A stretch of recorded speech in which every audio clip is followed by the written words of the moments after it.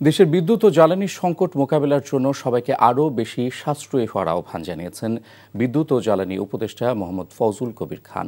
শনিবার সকালে রাজধানীর উত্তরায় বিজিএমইএ ভবনে শিল্প খাতে সৌর বিদ্যুতের গুরুত্ব শীর্ষক একটি অনুষ্ঠানে এ আহ্বান জানান তিনি। উপদেষ্টা বলেন, বর্তমান সরকারের আমলে বিদ্যুতের দাম বাড়ানোর জন্য আইএমএফ চাপ দিলেও সরকার বাড়ায়নি। আসন্ন রমজান ও গরমের সময় নিরবিচ্ছিন্ন বিদ্যুৎ সরবরাহ পেতে সবাইকে অপচয় বন্ধ করার আহ্বান জানান উপদেষ্টা ফজলুল কবির খান।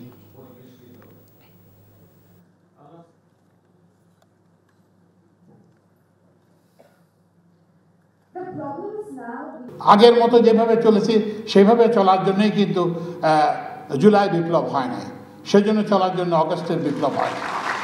আমাদেরকে আমাদের আচরণগত পরিবর্তন করতে হবে। এভাবে যদি আমরা সবাই করি তাহলে আমরা কিন্তু রমজানে কোনো লোডশেডিং হবে না এবং আগামী গরমকালেও কোনো লোডশেডিং হবে না। কারণ আমাদের হচ্ছে শীতকাল এবং গরমকালের যে পার্থক্য, বিদ্যুতের চাহিদার যে পার্থক্য, সেটা প্রায় 7 থেকে 8,000 মেগাওয়াট। এর মধ্যে 2,000 মেগাওয়াট আছে আমাদের ইরিগেশন লোড। তো ইরিগেশন তো আমরা বন্ধ করতে পারবো না খাদ্যের জন্য, কিন্তু এই যে কুলিং লোড 5,000, এটা তো কমানো যাবে। এবং এটা একটা নিয়ন্ত্রণের একটা বড় উপায় হচ্ছে থার্মোস্ট্যাটকে কন্ট্রোল করা। উত্তোলিত বালু ফেলার জায়গার সংকটে হুমকির মুখে পড়েছে মোংলা বন্দরের ইনারবার ড্রেজিং প্রকল্প। 2022 সালে কাজ শেষ করার কথা থাকলেও 2 দফা বরাদ্দ বাড়িয়ে কাজ হয়েছে মাত্র 50 ভাগ। বালু ফেলার জায়গার ব্যবস্থা না করে পূর্বের হুকুম দখলকৃত 700 একর জমিতে বালু ফেলা হচ্ছে। মোংলা থেকে আবু হোসেন সুমনের রিপোর্ট। চট্টগ্রাম বন্দরের পরে মোংলা বন্দরে আসে বিভিন্ন পণ্যবাহী বিদেশি জাহাজ। নাব্য সংকটে মাঝে মধ্যে ডুবোচরে আটকা পড়ে বিশাল আকৃতির জাহাজগুলো।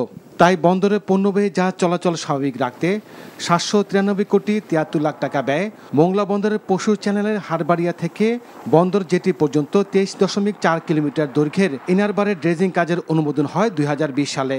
2021 সালে ড্রেজিং শুরু হয়ে শেষ হওয়ার কথা 2022 সালে, কিন্তু বালু ফেলার পর্যাপ্ত জায়গা না পাওয়ায় মাঝপথে থমকে যায় কাজ। পরে বালু ফেলার জায়গার ব্যবস্থা না করেই আবার দ্বিতীয় দফা দ্বিগুণ বরাদ্দ বাড়িয়ে শুরু হয় কাজ। এরপরে নতুন করে বালু ফেলার জায়গা খুঁজে পাওয়া যায়নি। বাধ্য হয়ে পূর্বের হুকুম দখলকৃত 700 একর জমিতে বালু ফেলা হচ্ছে। 2 দফা মেয়াদ বাড়িয়েও কাজ শেষ হয়েছে মাত্র 50 ভাগ। ড্রেজিং না করে আমাদের এই চ্যানেলকে চালু রাখা সম্ভব না। এটার জন্য আমরা মনে করি খুব দ্রুত সময়ের ভিতর এই উদ্যোগটা নেওয়া উচিত।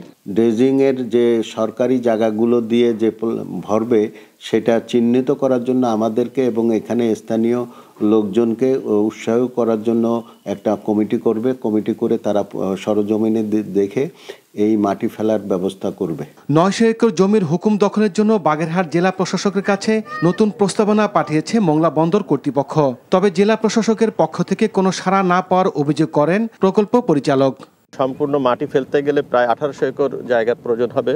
জেলা প্রশাসকের অফিস থেকে এই জমি পাওয়ার ব্যাপারে আমরা কোনো ফলপ্রসূ কোনো রেজাল্ট দেখতে পাচ্ছি না। এই বিষয়ে জেলা প্রশাসক কোনো কথা বলতে রাজি হননি। কোনো টিভিতে সাক্ষাৎকার দেই না। এইটা এখনো ফাইনাল হয় না, আমি না দেখে কিছু বলতে পারবো না। পরে যখন হবে তখন কথা বলবো। মোংলা বন্দরের কার্যক্রম স্বাভাবিক রাখতে দ্রুত ড্রেজিং করার দাবি সংশ্লিষ্টদের। NTV news desk. বাজারে নতুন আলুর দাম কম থাকায় উত্তোলন মৌসুমকে সামনে রেখে দুশ্চিন্তায় মুন্সিগঞ্জের প্রান্তিক কৃষকরা। তাদের দাবি, লাভ তো দূরের কথা, মূলধনই ঘরে উঠবে না। তবে আলুর ন্যায্য মূল্য নিশ্চিত করতে সরকারিভাবে আলু ক্রয় করে সংরক্ষণের প্রস্তাব মন্ত্রণালয়ে পাঠানো হয়েছে বলে জানিয়েছে কৃষি সম্প্রসারণ অধিদপ্তর। মুন্সিগঞ্জ থেকে মইনুদ্দিন সুমনের পাঠানো রিপোর্ট। দিগন্ত জোড়া সবুজ ক্ষেত, এ সবুজের সমারোহে লুকিয়ে আছে আলুর রাজধানী খ্যাত মুন্সিগঞ্জের সুস্বাদু আলু। টক ঝাল মিষ্টি সব স্বাদেই আলোকিত আলু। আলু উৎপাদনে প্রসিদ্ধ এ জেলায় চলতি বছর এ সবজির আবাদ হয়েছে 34,758 হেক্টর জমিতে। লক্ষ্যমাত্রার চেয়ে বেশি আবাদ হয়েছে 500 হেক্টর জমিতে। চলছে কৃষকদের কর্মযজ্ঞ। তবে নতুন আলুর পরন্ত বাজার দর দেখে সেই সঙ্গে কোল্ড স্টোরেজের ভাড়া বৃদ্ধি সব মিলে দুশ্চিন্তার ভাঁজ এখানকার কৃষকের চোখে মুখে। 600 টাকা আছে, দাম 400 টাকা গ্যাপ। উৎপাদন খরচ 700-800 টাকা খরচ হয়েছে। তো 800 টাকা খরচ দিলে তো আমরা চালানো পাই না বিচ্ছে। প্রত্যেক বছর যদি আমরা এলম লুসকান খাই, আমরা তো ভাই টাকা পাই না। যারা রাখি মাল রাখি হেরা ভাই টাকা পাই, তো আমাকে তো কোনো কি হয় না। প্রান্তিক কৃষকরা জানান এবছর দ্বিগুণ দামে বীজ সংগ্রহ করেন তারা। বেড়েছে সার, কীটনাশক সহ অন্যান্য উপকরণের দামও। সারের বস্তার দাম বেশি, বদলির দাম বেশি, ডবল। আমাকে এই যে জাগিরস্তি করতে হন, আমরা তো আদা মরা হয়ে গেছে আলুর দাম দেখা। এখন যদি মনে করেন 600 টাকা মন আলু থাকে, তাহলে আমরা তো চালান পাবো না, আমরা নিঃস্ব। তবে আলুর ন্যায্য মূল্য নিশ্চিত করতে প্রয়োজনীয় ব্যবস্থা নেওয়ার কথা জানিয়েছে কৃষি সম্প্রসারণ অধিদপ্তর। যেহেতু এবার সারা দেশেই আলু উৎপাদন অনেক বেশি হচ্ছে, এজন্য আলুর বাজার দাম কিন্তু একটু কমে গেছে। একটা লিখিত প্রস্তাবনা আমি প্রেরণ করছি। আমার প্রস্তাবনাতে আছে হলো, যদি সরকারিভাবে আলু ক্রয় করে আসলে আমরা সংরক্ষণ করতে পারি, তাহলে হয়তো বাজার মূল্যের উপরে একটা ভালো প্রভাব পড়বে এবং আমার কৃষকরা আসলে ন্যায্য দামে প্রাপ্তিতে মানে ভালো একটা ভূমিকা রাখবে। দেশের আলুর বড় একটি অংশের যোগান দেয় মুন্সিগঞ্জ। চলতি মৌসুমে এ জেলায় আলু উৎপাদনের লক্ষ্যমাত্রা নির্ধারণ করা হয়েছে 10.5 lakh metric ton. NTV news desk.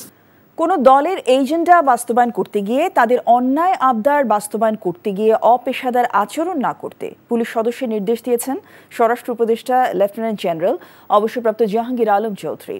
সকালে রাজশাহী সারদায় বাংলাদেশ পুলিশ একাডেমিতে 40তম বিসিএস পুলিশ ক্যাডারের শিক্ষানবিশ সহকারী পুলিশ সুপারদের প্রশিক্ষণ কুচকাওয়াজে তিনি এই নির্দেশ দেন। স্বরাষ্ট্র উপদেষ্টা নবীন পুলিশ কর্মকর্তাদের পেশাদারিত্ব, আন্তরিকতা, নিষ্ঠা ও দায়িত্বশীলতার সঙ্গে কর্তব্য পালনের পরামর্শ দেন। থানায় এসে মানুষ যাতে হয়রানির শিকার না হয় সেদিকে বিশেষভাবে লক্ষ্য রাখার নির্দেশ দেন তিনি।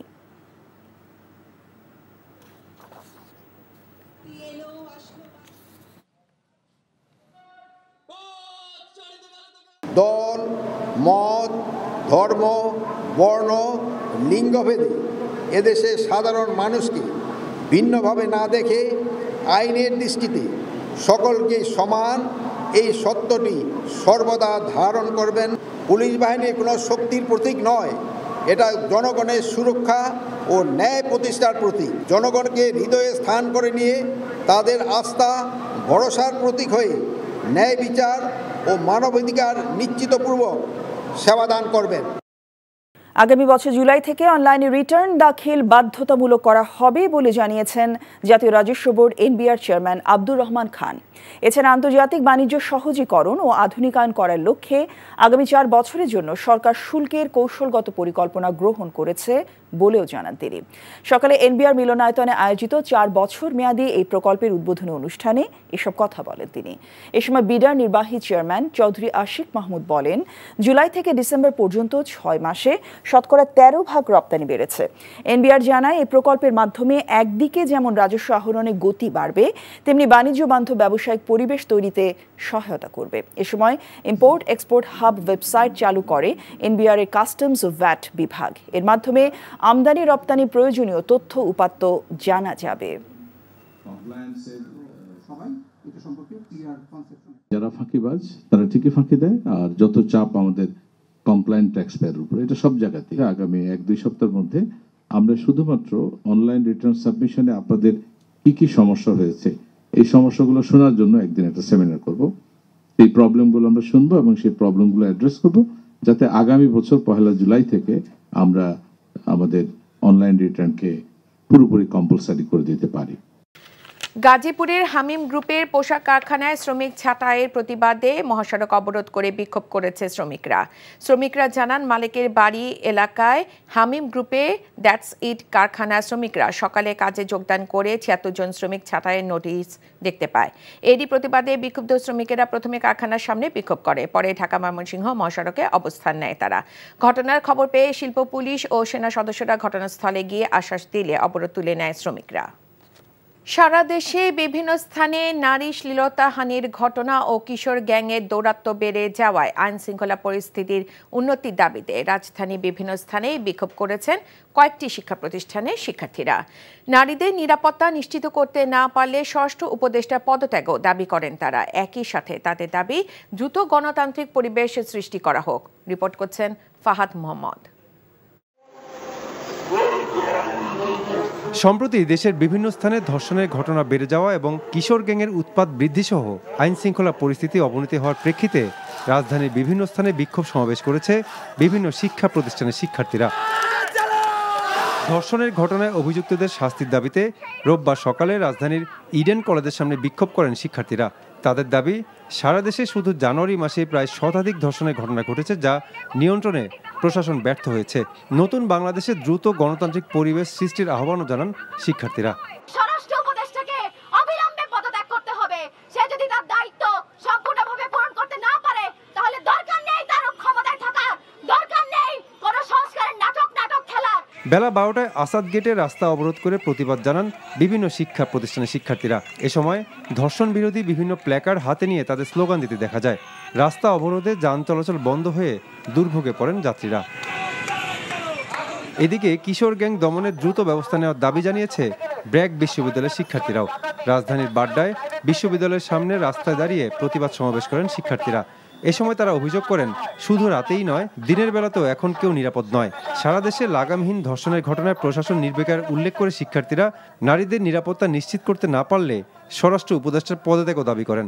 আমি স্বরাষ্ট্র উপদেষ্টাকে হুঁশিয়ার করে দিচ্ছি, আপনারা এই ধরনের আইন শৃঙ্খলার মধ্যে, আইন ব্যবস্থার মধ্যে যে এআইজি এসপিরা বসে আছে, ওদেরকে প্রথমে বহিষ্কার করে। যারা হত্যাকাণ্ডগুলো দেখেও না দেখার ভান করছে, তাদের দৃষ্টান্তমূলক শাস্তি চাই। আমি স্বরাষ্ট্র উপদেষ্টার আন্ডারে যে ধরনের প্রশাসন রয়েছে, এই অথর্ব প্রশাসনকে আমরা চাই দ্রুত পদত্যাগ করতে। আমার দেশের মানুষ যদি নিরাপত্তাহীনতায় ভুগে, তাহলে এই বিপ্লবের কোনো মানে হয় না।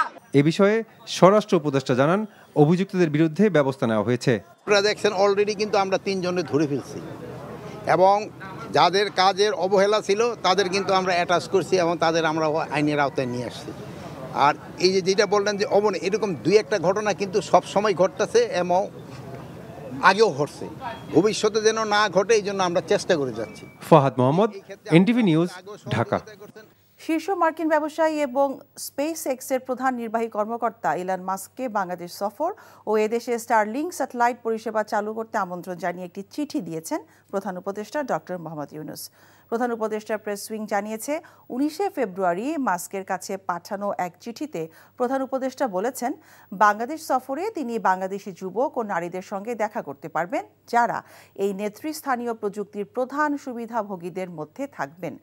চিঠিতে বলা হয়, বাংলাদেশের অবকাঠামোতে স্টারলিংকের সংযোগ একীভূত করা গেলে সেটি রূপান্তরমূলক প্রভাব ফেলবে, বিশেষ করে বাংলাদেশের উদ্যোগী যুবক, গ্রামীণ ও দুর্বল নারী এবং প্রত্যন্ত ও সুবিধাবঞ্চিত সম্প্রদায়ের জন্য। প্রধান উপদেষ্টা তাঁর হাই রিপ্রেজেন্টেটিভ ডক্টর খলিলুর রহমানকে আগামী 90 কার্যদিবসের মধ্যে স্টারলিংককে বাংলাদেশে উৎক্ষেপণের জন্য প্রস্তুত করতে প্রয়োজনীয় কাজ সম্পন্ন করার নির্দেশ দিয়েছেন। এজন্য তাকে স্পেস এক্স টিমের সঙ্গে ঘনিষ্ঠভাবে সমন্বয় করতে বলেছেন ডক্টর ইউনূস।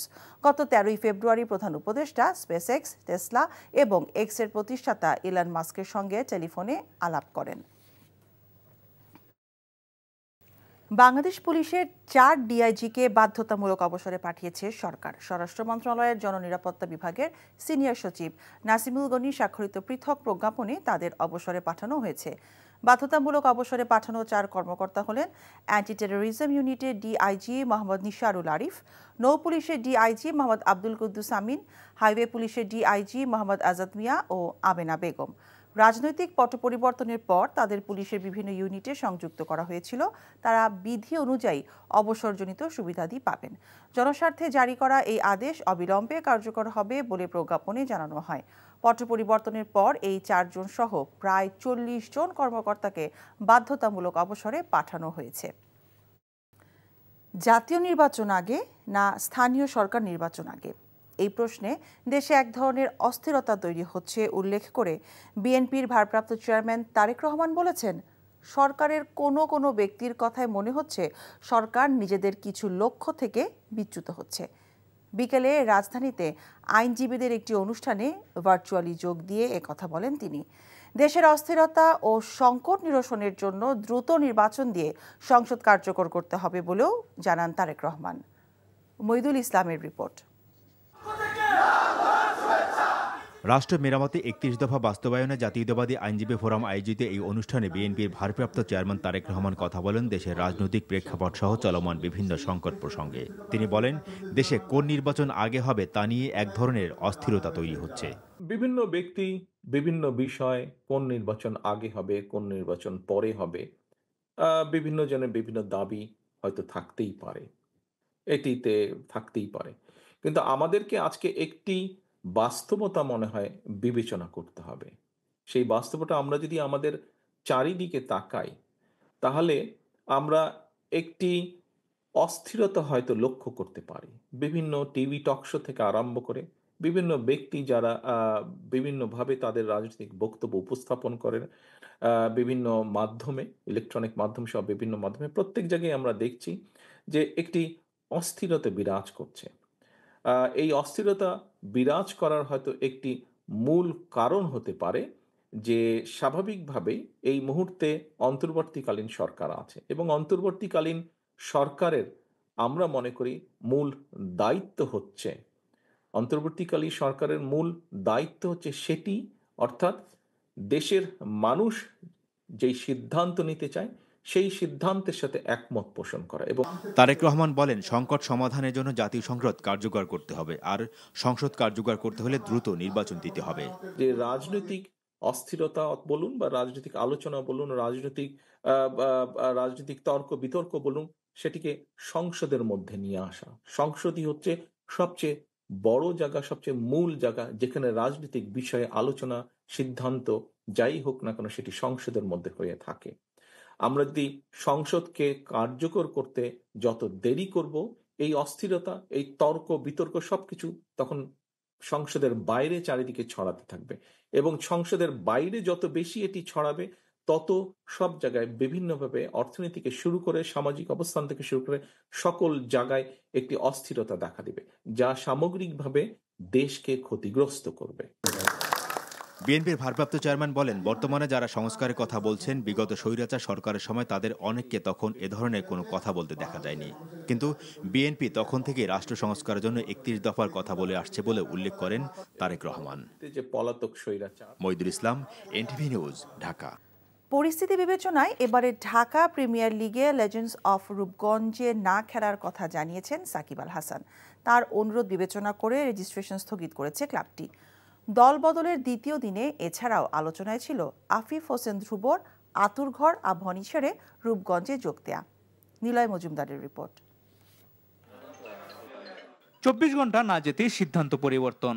সাকিবকে নিয়ে দল গঠনের ঘোষণা দিলেও সে অবস্থান থেকে সরে দাঁড়ালো লেজেন্ডস অফ রূপগঞ্জ।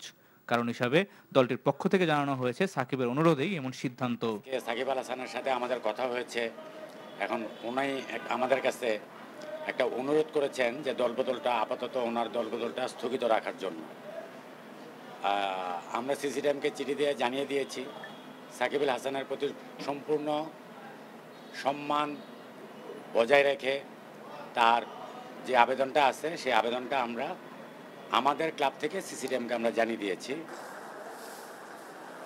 ঢাকা লিগের দল বদলের দ্বিতীয় দিন সিসিডিএম ব্যস্ত ছিল আবাহনী মোহামেডানের খেলোয়াড় ও সংগঠকদের পদচারণায়। আবাহনীর ঘরের ছেলে আফিফের দল বদলের ঘটনা জন্ম দিয়েছে বিস্ময়ের। আফিফ আজকে আলটিমেটলি কালকে রাত পর্যন্তই আবাহনীরই ছিল। আজকে সকালে যে কোনো কারণে আমাকে যখন জানালো বা মোসাদ্দেকের সঙ্গে ওর কথা হয়েছে, এটা আসলে প্লেয়ারের স্বাধীনতা থাকা উচিত। আপনি যদি এখানে আমাকে জিজ্ঞেস করেন, আমি বলবো যে আফিফ কিন্তু এক সপ্তাহ আগে আমার সঙ্গে একটা এগ্রিমেন্টে সাইন করার অবস্থায় ছিল। সেখান থেকে আমার কাছে মনে হয় যে ও মানসিকভাবে যেহেতু একটা জায়গায় সেটেল করতে যাচ্ছে, সেই জায়গাটা সাপোর্ট করা আমার কাছে মনে হয় যে দরকার এবং আমরা সেটা চেষ্টা করতে পারি। এবং সেই জায়গা থেকে মোসাদ্দেক, আমি ইভেন শান্তর সঙ্গে কথা বলেছি, আমরা মনে করেছি আফিফ যেটা চাচ্ছে সেটাতে আফিফ না থাকলেও শান্ত, মোসাদ্দেক, নাহিদ রানাদের নিয়ে বেশ শক্তিশালী দল গঠন করেছে আবাহনী। পিছিয়ে নেই চিরপ্রতিদ্বন্দ্বী মোহামেডানও। দলটিতে তাইমের নেতৃত্বে খেলবেন মুশফিক, এবাদত ও তাইজুলের মতো তারকা ক্রিকেটাররা। লীলা মজুমদার, এনটিভি নিউজ, ঢাকা।